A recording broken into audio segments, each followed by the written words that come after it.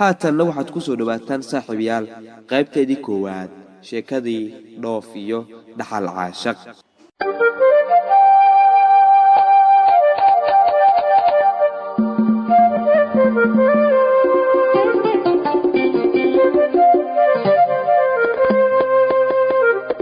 liibaan wuxuu ku barbaaray nolol rafaad leh oo sidii uqdad ku dhisan, nolol murugo joogtaah leh, nolol raaxada dunida ka qasan iyo nolol saluug leh. aabihiisii cali aadan oo waardiye garaash ahaa tugo ayaa dishay, hooyadiisana nolol kuma uusan arkin oo isaga ayay ku umul raacatay. waxaana soo korisay ayaydiisii aabihiisii dhashay, iyadiina waayelnimo ayaa ka daba timid oo faraheedii ayuu ka baxay.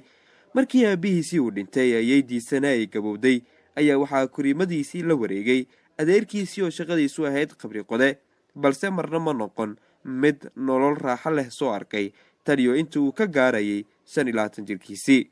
liibaan cali aadan markii uu qaan gaaray ayaa adeerkiisii dugsi qur-aan ku daray, kadibna iskuul geeyey. wuxuuna ku fakaray si nolosha ciilan uu uga baxo inuu waxbarashadiisii ku dadaalo si shaqo wanaagsan oo intifaac leh uu helo. markii uu dugsiga dhexe dhammaystay ayuu liibaan ku fakaray inuu dugsigii xalana uu galo si uu macallin biibi u noqdo. haddana wayla ahaan weyday oo wuxuu is yidhi macallinimo wax anfac ma laha oo waa mushaar yar yahay. sidoo kale inuu kuliyadda caafimaadka galo ayuu ku tamaniyey.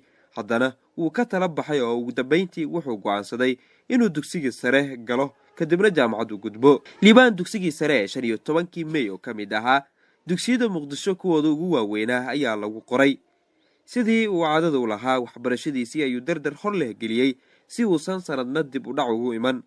laakiin markii uu dugsiga sare uu ka gaaray fasalka 2 ayaa liibaan mushkiladii iyo badweyn uusan filanaynin kusoo butaacday, si uu isaga maarayana uu garan waayey. taasoo ahayd gabar ay isku fasal ahayeen oo lagu magacaabayay ladan oo jaamac oo jacayl u qaaday. ladan ragga muunada leh ee gayaankeedii ah ayay liibaan oo diif ka muuqato ka doorbiday. iyada ma dooran, jacaylka ayaa u xulay oo ragga kale laayniga ah inta ka indha saabay liibaan u farmuuqay. isagana maba uusan u soo jeedine wuxuu u arkaayay jeesjees iyo inay ku ciyaarayso. ladan oo ka soo jeeday qoys ladnaantu haraysay oo aan ka qasnayn waxay danaysay sidii ay hamigeedii ay ku hanan lahayd kuna soo jiidan lahayd liibaan. ugu horreynna daandaansigeedii hore wuxuu noqday inay ka codsato buugaagtiisii waxbarashada iyo inuu casharada dib ugu celiyo maadaama uu ardada ugu firfircoon iskuulkuu ka mid ahaa. isagana daacad ayuu ka moodayaye hawraarsan ayuu kaga aqbalay. markay buug ka qaadaba wax xoogaha lacag ah ayay usoo dhex gelisaa. isagana shirqool ayuu u maleeyaa oo maba isticmaalo lacagta baahi kasta oo ay u hayso, manuusan su-aalaynin sababta ay lacagta ugu soo dhex geliso buugga. ladan waxay la tashi jacayl ay la samaysay gabar ay saaxiiba nafqaybsi ah ay ahaayeen, isku fasalna wada dhiganayeen oo lagu magacaabayay nasro sheekh yuunis. laakiin nasro markii saaxiibteedii ay u sheegtay inay jeceshahay liibaan welibana ay soo loodin laadahay ayay dhaxdin la soo xigaartay oo filin waa ayay la noqotay. ma adigoo ladan jaamaca ah oo reer barwaaqaysan ka soo jeeda ayaa liibaan ka aabihiisii qabri qodaha yahay ee babareetiga jeclaatay. waa la hoogay. naahooy isduug oo qabriga ii qod isaga laftiisa ku dheh, isigaaba qabriyada u qodee dadka geeriyoodee. meesha ay talo jecel oo ay ku qaracdo ka sugaysay saaxiibteedii ay ku kalsooneed hadallo aan u qaadmin ayay jawaab uga dhigtay. markaasay intay ku xanaaqday fadhiga kaga sara kacday oo xiriirkii saaxiibtinimo ka goosatay, sidaasna ku kala haajireen.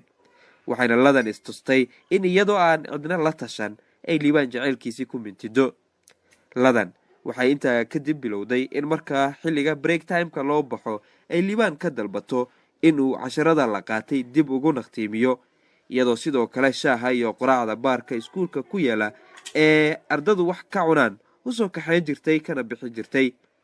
iyadoo liibaan uusan weligiisii baarkaasi soo ag istaagin shiidnimo awgeed, balse ladan ayaa ku qasabtay codsiyo dhowr ah oo ay u gudbaysay kadibna uu kaga yeelay. sidoo kalena ladan waxay isku dayday in gaariga lagu soo doono xilliga rawaaxda ay liibaan hore ugu sii kaxayso, laakiin taasi wuu ka diiday oo uu sheegay inuu ka jecel yahay lugtiisii oo uu maalo si uusan kibirka iyo isilweynada u baran, iyo isagoo diidanaa in gabar ka darajo saraysa uu baabuurkeedii raaco. waase la kala war laayahay. saaxiibayaal waxaa intaa ku eg qaybtii koowaad sheekadii dhoof iyo dhaxal caashaq. ha moogaan qaybaha kale ee sheekada.